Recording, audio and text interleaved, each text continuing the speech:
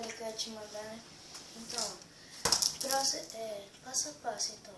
Para você começar, você tem que puxar a bola e começar a fazer embaixadinha, mas você tem que pegar aqui, ó. Depois você começar abaixo aqui, ó, mais ou menos assim. Aí você passa pro outro, vai passando. Aí depois você vai aumentando mais. Aí você fica nesse ritmo aqui.